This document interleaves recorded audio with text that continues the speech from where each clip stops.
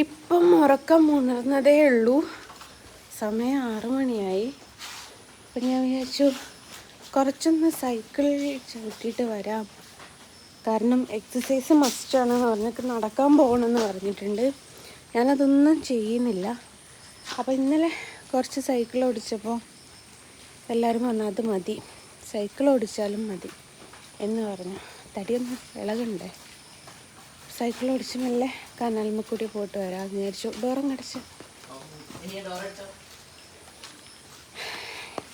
കുടവയറ് കുറയണ്ടേ, 4 മാസം കുറയണ്ടേ.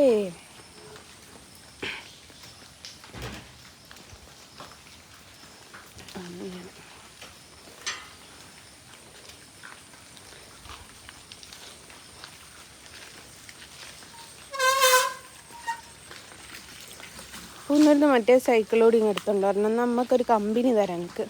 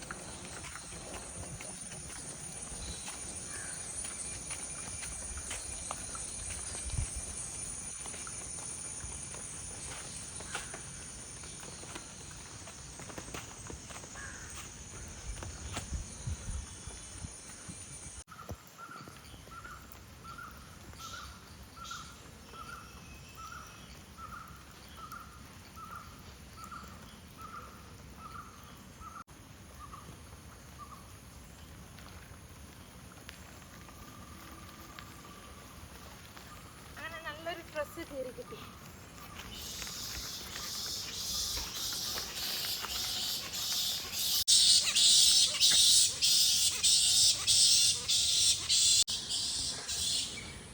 വവ്വാലിനെ കണ്ടോ? നിപ്പ ഇഷ്ടം പോലെ ഉണ്ട്.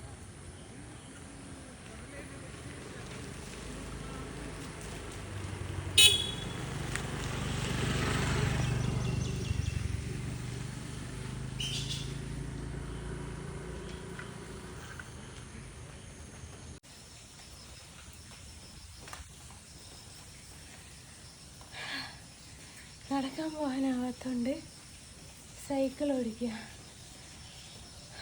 അങ്ങനെയെങ്കിലും ഒരു എക്സസൈസ് കിട്ടട്ടെ എന്ന് വിചാരിച്ചിട്ട്. പക്ഷേ പെട്ടെന്ന് എനിക്ക് ലോങ് അല്ലെ കുറച്ച് മീറ്ററുകളോളം പോകാൻ പറ്റില്ല. 1 കിലോമീറ്റർ ഓടിച്ചൊക്കെ ആയിരിക്കും, അത്രേ ഉള്ളൂ.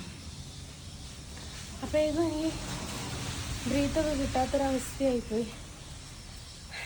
ഒരു കാര്യം പറയാച്ചാൽ എത്ര പേര് വിശ്വസിക്കുമോ എന്നൊന്നും എനിക്കറിയില്ലേ. എന്താ വെച്ചാൽ ഞാൻ എൻ്റെ ജീവിതത്തിൽ ആദ്യമായിട്ടാണ് ഒറ്റക്ക് സൈക്കിൾ ഓടിക്കുന്നത്. എല്ലാവർക്കും സൈക്കിൾ ഓടിക്കാൻ അറിയണ്ടാവും. ഞാൻ 2 വീലർ ഓടിക്കും. 2 വീലർ എല്ലാ മോഡലും, ഗിയറുള്ളതും ഗിയർലെസ്സും എല്ലാ തരവും ഞാൻ ഓടിക്കും. എങ്ങനെ വേണമെങ്കിലും, ഏത് ബ്ലോക്കിൽ കൂടി വേണമെങ്കിലും, ഏത് കുണ്ടിൽ കൂടി വേണമെങ്കിലും കൊണ്ടുപോകുന്ന ഒരാളാണ്. പക്ഷേ സൈക്കിൾ എനിക്ക് ഓടിക്കാൻ അറിയില്ല.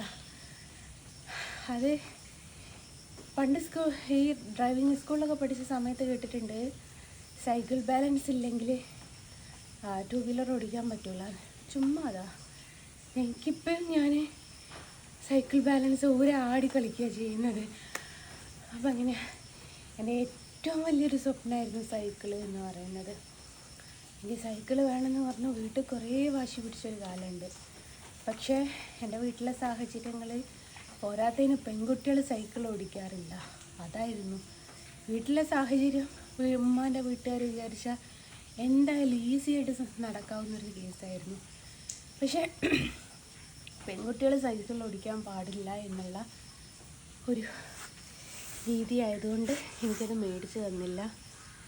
പിന്നെ മക്കളുടെ സൈക്കിൾ ഓടിച്ചിട്ടാണ് ഞാൻ എൻ്റെ ആഗ്രഹം തീർത്തത്.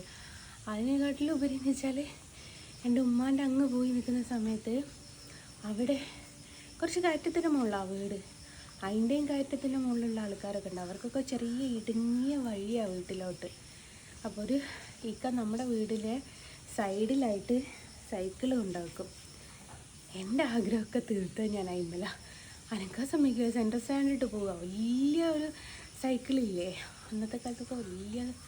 ഇന്നൊക്കെ അത്ര വലിയ സൈക്കിൾ ഇറങ്ങുന്നുണ്ടോയെന്ന് എനിക്കറിയില്ല. ഇതങ്ങാൻ തള്ളിയിട്ട അടി എനിക്ക് ഉറപ്പാണെന്ന് എനിക്കറിയാം. എന്നിട്ട് സൈക്കിളിൻ്റെ മുകളിൽ കയറി ഒരു പൈപ്പ് ഇട്ടിട്ടുണ്ട് തിരുമ്പിയത് ആറിടാൻ വേണ്ടിയിട്ട്. ആ പൈപ്പ് ഇങ്ങ് പിടിക്കും ഒരു ബലത്തിന്. എന്നിട്ട് മുമ്പോട്ട് റൊട്ടേറ്റ് ചെയ്യുന്നതിനെക്കാട്ടിലും ബാക്കോട്ട് റൊട്ടേറ്റ് ചെയ്യിക്കും. അതാകുമ്പോൾ വലിയ മെനക്കെടില്ലാത്ത പരിപാടിയാണല്ലോ. സൈക്കിൾ അവിടുന്ന് അനങ്ങിയില്ല. അങ്ങനെ ഞാൻ എവിടെയൊക്കെ പോയി വെപ്പോന്നൊക്കെ എൻ്റെ അറിവ് വെച്ചിട്ട് ഞാൻ അങ്ങ് ദുബായ് തെറ്റോളം സൈക്കിളിൽ പോയി വന്നിട്ടുണ്ട്. അത്രമേൽ സൈക്കിൾ പ്രാന്തിയായിരുന്നു. അപ്പം ഇന്നലെ വെറുതെ ഒന്ന് എടുത്ത് നോക്കി. അപ്പം പിന്നെ ഞാൻ വിചാരിച്ചു നടക്കുന്നതിനെക്കാട്ടിലും നല്ലത് കുറച്ചും കൂടി ഒരു എക്സസൈസ് ഉണ്ടാവുക സൈക്കിളിൻ്റെ മുകളിലല്ലേ. കുടവയറ് കുറയ്ക്കണേ. കുടവയറെന്നില്ല 73 കിലോ ഉണ്ട് ഞാൻ. അന്ന് കുറച്ചെടുക്കണം. 3-4 മാസങ്ങൾ കൊണ്ടാണ് 10 കിലോ കൂടി 63 കഴിഞ്ഞുള്ളത്. ആ 73 അല്ല 63-63 അതിൻ്റെ താഴെ ആദ്യത്തെ 55 ആക്കിയെടുക്കണമെന്നൊരാഗ്രഹമുണ്ട്. ഇല്ലെങ്കിൽ ഞാൻ പെട്ടുപോകും. എനിക്ക് ഒന്നും ഇടാനില്ല. നല്ലൊരു ഡ്രസ്സായിത്. ഇതും കൊളുത്ത് കയറിപ്പോയി. മോനുണ്ട് ചോദിക്കുന്നു വല്ല ട്രാക്ക് സൂട്ടാ ഞാൻ എടുത്തിട്ടാൽ പോരായിങ്ങമ്മ. ഞാനത് ശ്രദ്ധിച്ചോല്ല. നാളെ തൊട്ടിനി എന്നും റെഗുലറായിട്ട് ഓടിക്കാമെന്ന് തീരുമാനിച്ചിട്ടുണ്ട്. നാളെ തൊട്ട് വേഷവിധാനങ്ങളൊക്കെ ഒന്ന് മാറ്റി ഇതിനായിട്ട് ഇറങ്ങണം. കുറച്ചും കൂടി ഇന്നലത്തെക്കാട്ടിലും ഒരിത്തിരിയും കൂടിയും സ്ഥലം കവർ ചെയ്തിട്ടുണ്ട്. നാളെ കുറച്ചും കൂടിയും അത് കഴിഞ്ഞ് മറ്റന്നാൾ കുറച്ചും കൂടിയും അങ്ങനെ നമുക്ക് കൊണ്ടുവരാൻ പറ്റുള്ളല്ലോ. അപ്പോൾ ജിമ്മ് പോകുന്ന ആ പോക്ക് ഒഴിവായി കേട്ടോ. അപ്പോൾ ടാറ്റാ.